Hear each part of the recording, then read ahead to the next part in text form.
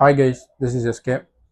போன வாரத்தில் வந்துட்டு 2 இன்சிடென்ட் நடந்திருக்கும். ஒன்று வந்துட்டு அஜித் குமாரோட ஹியரிங் வந்திருக்கும். ரெண்டாவது வந்துட்டு மிஸ்டர் பழனி ஆண்டியோட கல்குவாரிக்கு வந்துட்டு ஒரு 2 ரிப்போர்ட்டர் போயிருக்காங்க. அந்த 2 ரிப்போர்ட்டையும் போட்டு அடித்து துன்புறுத்தி அவங்கள வந்துட்டு ரத்த காயங்களோட அவங்களோட எக்யூப்மெண்ட்டெல்லாம் எடுத்து வச்சுக்கிட்டு ரிலீஸ் பண்ணாமல் அவங்கள வந்துட்டு விடாமல் ஒரு 3-4 மணி நேரம் கிட்டத்தட்ட எங்கே இருக்காங்கன்னே தகவல் சொல்லாமல் அவங்கள வந்து போலீஸோட உதவியோடு அவங்கள மீட்டு ஹாஸ்பிட்டலில் வந்துட்டு அட்மிட் பண்ணியிருந்தாங்க.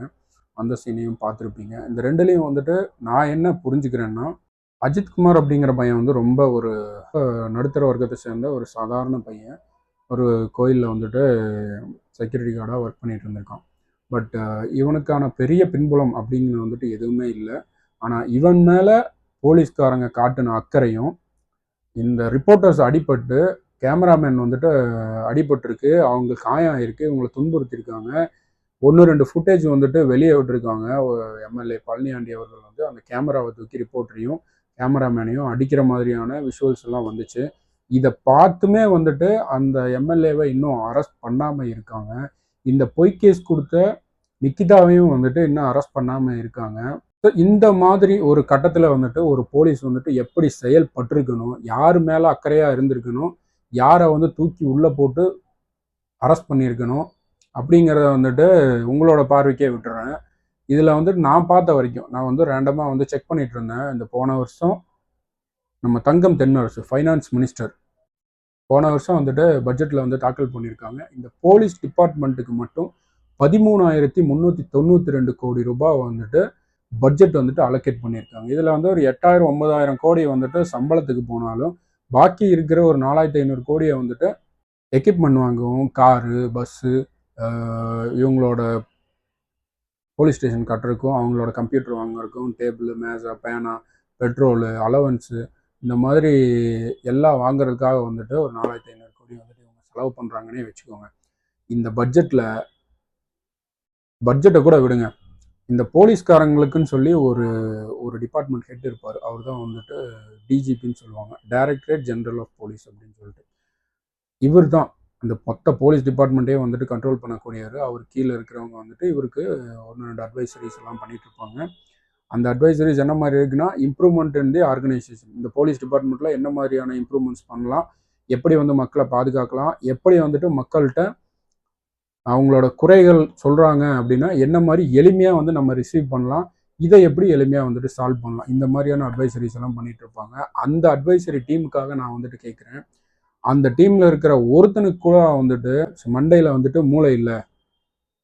ஒரு ஒரு சிஸ்டத்தை வந்து நீங்கள் உருவாக்குறீங்கன்னா நீங்களே வந்து தனியாக நிமித்தி நிப்பாட்டுறதெல்லாம் கிடையாது. மற்ற ஒரு ரெஃபரன்ஸ் எடுத்து தான் பண்ணுறீங்க. இந்த ரெஃபரன்ஸ் எடுத்து பண்ணும்போது மற்ற நாடுகளை வந்துட்டு கம்பேர் பண்ணும்போது அந்த போலீஸ் வந்து என்ன மாதிரியான மக்களுக்கு வந்துட்டு என்ன மாதிரியான ஹெல்ப் பண்ணுறாங்க, எப்படி வந்து முன்னுதாரணமாக இருக்காங்க, ஒரு ஹெல்ப்னு என்ன, ஒரு எமர்ஜென்சினா எவ்வளோ டைமில் வந்துட்டு அந்த இடத்துல வந்து நிற்கிறாங்க, இந்த மாதிரிலாம் நீங்களே வந்துட்டு கால்குலேட் பண்ணி வச்சுருப்பீங்க. ஓகே, அவங்க என்ன எக்யூப்மெண்ட் யூஸ் பண்ணுறாங்கங்கிறது முதற்கொண்டு நீங்கள் எல்லாத்தையும் வந்து அனலைஸ் பண்ணி வச்சுருப்பீங்கன்னு நான் நம்புகிறேன். இதில் எனக்கு மெயினாக ஒரே ஒரு டிவைஸ் மட்டும் உங்ககிட்ட இல்லையா, பாடி கேமும் வெஹிக்கிளில் வந்துட்டு டேஷ் கேமும் ஏன் நீங்கள் வந்து வைக்கிறதே இல்லை? ரீசெண்டாக கூட நான் வந்துட்டு ஒரு ஒரு என்கவுண்டர் சீன் வந்துட்டு பார்த்தேன். யாரோ ஒரு ரவுடியை வந்துட்டு சுட்டு கொண்டுட்டீங்க அப்படின்னு சொல்லி ஒரு ரீசெண்டாக வந்து ஒரு நியூஸ் பார்க்குறோம். அந்த வெஹிக்கிள் அவரை வந்து டிரான்ஸ்போர்ட் பண்ணுறீங்க இல்லைங்களா, ஜெயிலுக்கும் கோர்ட்டுக்கும் வந்து டிரான்ஸ்போர்ட் பண்ணக்கூடிய வெஹிக்கிள் வந்துட்டு அதில் வந்து டேஷ் கேமே இல்லையா? இப்போ டேஷ் கேமே இல்லாத ஒரு வண்டியை வந்து தூக்கிட்டு போகிறீங்க, அதில் என்ன நடக்குதுன்னு தெரியல, ஒரு கைதியை டிரான்ஸ்போர்ட் பண்ணுறீங்க அப்படின்னா இது என்ன மாதிரியான சிஸ்டம்? இது எப்படி வந்து இது இத்தனை நாள் எப்படி அக்செப்ட் பண்ணிக்கிட்டாங்கன்னு எனக்கு தெரியல. ஒரு சாதாரண ஒரு மனுஷன், எனக்கு கேள்வி வருது, ஏன் அந்த இடத்துல வந்துட்டு ஒரு கேமரா மாட்டல? எல்லா மனுஷனுக்கும் தோன்றது தானே அப்படின்னா எனக்கு தெரியல. ஆனால் எனக்கு வந்து தோணுது, ஏன் வந்து அந்த வண்டியில் ஒரு கேமரா இல்லை? நீங்கள் ஒரு ரோந்துக்கு போகிறீங்க, உங்களை வந்துட்டு ஒருத்தன் அடிக்கிறதுக்கு வர்றான் அப்படின்னா நீங்கள் வந்து அவனை அடிச்சிடுறீங்க, கீழே தள்ளி விட்டுறீங்க, ஓகே ரைட்டு.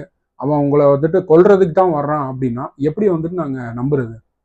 அப்போ இத்தனை நாள் வந்துட்டு மக்களை ஏமாத்திட்டு இருந்திருக்கீங்களா? உங்ககிட்ட வந்துட்டு ஒரு கேமரா இல்லை, சாலிடான எவிடன்ஸ் இல்லை, உங்களை அடிக்க வந்தான்னு சொல்லிட்டு ஒரே ஒரு ப்ரொஜெக்ஷனை மட்டும் வச்சுக்கிட்டு அவனை கொல்லவும் செஞ்சிடுறீங்க. சம்டைம் வந்துட்டு ஓகே தற்காப்புக்காக வந்துட்டு அவனை சுட்டுறீங்க, இல்லை வந்துட்டு அடிச்சு கொண்டுறீங்க, தள்ளி விட்டுறீங்க, எங்கேயாவது கீழே விழுந்து அவனே இறந்துடுறான்.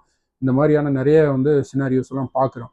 பட் இதை எல்லாம் கலெக்டிவாக வந்துட்டு நீங்கள் ஒரு ஒரு கேஸ் ஸ்டடியாக எடுத்துட்டு இது எல்லாத்துக்கும் வந்துட்டு ஒரு ஒரு கேமரா, அந்த பாடி கேமரா தான் நல்லா இருக்குமே, ஒரு டேஷ் கேமரா தான் இந்த இடத்த வந்துட்டு நான் வந்து சர்வேலன்ஸ் பண்ண முடியுமே, ஏன் உங்கள் எந்த ஒரு போலீஸ் டிபார்ட்மெண்ட்டில் இருக்கிற எந்த ஒரு அதிகாரிக்கும் வந்துட்டு தோணலை?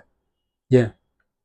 ஒன்று நான் சொல்கிறேன், என்னோட அபிப்பிராயம் என்னென்னா, நீங்கள் எல்லாரும் வந்துட்டு டேஷ் கேமை வந்துட்டு இன்ஸ்டால் பண்ணிக்கணும். உங்களோட பாடியில் நீங்கள் எப்போவுமே வந்துட்டு கவர் பண்ணியே வச்சுருக்கணும்.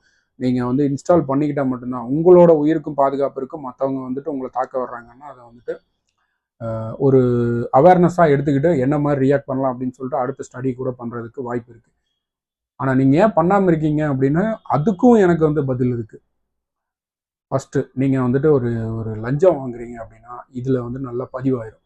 அப்போது உங்களால் அந்த கேமராவை வச்சுக்கிட்டு உங்களால் ஒரு லஞ்சம் வாங்க முடியாது. ஆஃப் பண்ணால் மேலதிகாரி கேள்வி கேட்பாங்க, எதுக்காக உங்கள் கேமரா வந்து 5-10 நிமிஷம் வந்துட்டு ஆஃப் ஆயிருக்கு அப்படின்னு.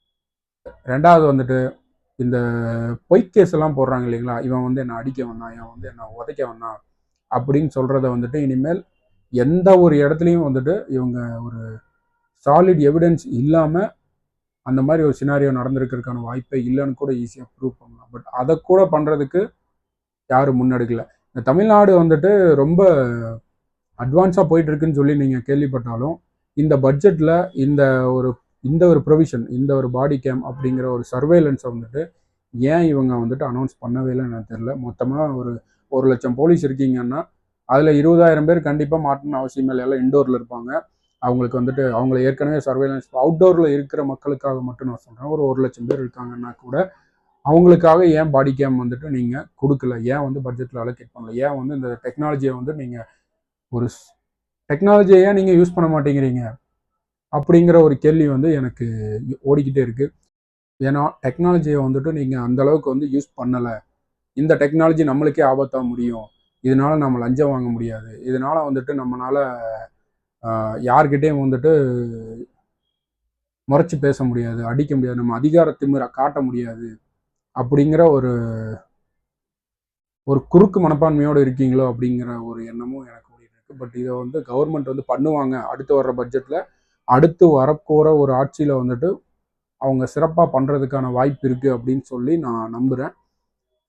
அது யார் அமைச்சாலும் சரி இதை வந்துட்டு கன்சிடர் பண்ணோம். ஏன்னா பொதுமக்களோட சேஃப்டி மட்டும் இல்லை, அவங்கள சர்வேலன்ஸ் பண்ணுறதுக்கும் இவங்களை தற்காத்துக்கிறதுக்கும் வந்துட்டு அந்த கேமரா ரொம்ப முக்கியம். அதுக்காக ஒரு டெண்டரை விட்டு லீகலாக நல்ல டெண்டரை விட்டு நல்ல கேமரா குவாலிட்டியோட ஒரு புது போலீஸ் ஃபோர்ஸை வந்துட்டு பார்க்கலாம் அப்படின்னு நம்புவோம். முக்கியமாக சப்ஸ்கிரைப் பண்ணிக்கோங்க. அடுத்த வீடியோவில் வந்துட்டு உங்களை பார்க்குறேன். தேங்க்யூ.